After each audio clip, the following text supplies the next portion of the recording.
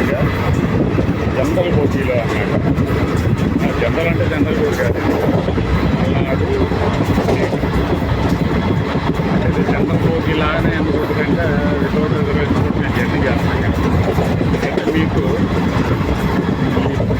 ఈ సాధారణ కంపార్ట్మెంట్లో ఎలా ఉంటుంది అంటే జర్నీ చేసే వాళ్ళందరికీ ఎక్కువ తెలుసు.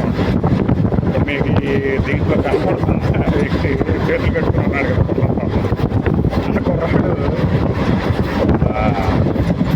మామూలుగానే మనకి సీట్ లేక మనం అల్లాడుతుంటే వెనక్కి వస్తున్న లేడీ అతన్ని కొద్దిగా ముందుకెళ్ళి నిలబడుతుంది చెప్పిందా.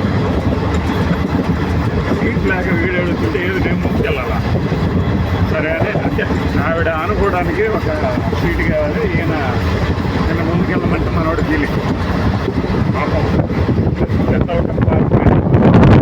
ఈ ప్రయాణంలో పదనేశ్వరం అంటారు కదా, చూశారు కదా, ఛార్జింగ్ పెట్టుకుంటున్నాడు కుర్రాడు.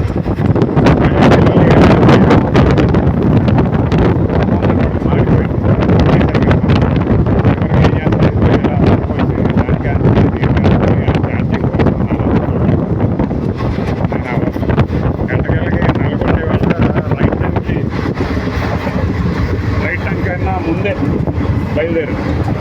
సో సికింద్రాబాద్కి 9:30 9:40 కల్లా జాగ్రత్తది, కానీ రైట్ టైం అది కాదు కాబట్టి సచ్చినట్టు అవతల్లో పడేస్తాయి.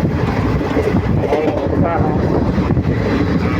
అంటే అదే ఎక్కువ సీట్లు ఖాళీ ఉన్నాయనుకోండి ఎవడు కూర్చోడు. ఇంకా మామూలుగా ఇక్కడికి వచ్చి నిలబడి టైర్ కొట్టడం ఎలా బిల్డప్ ఉంటుంది కదా.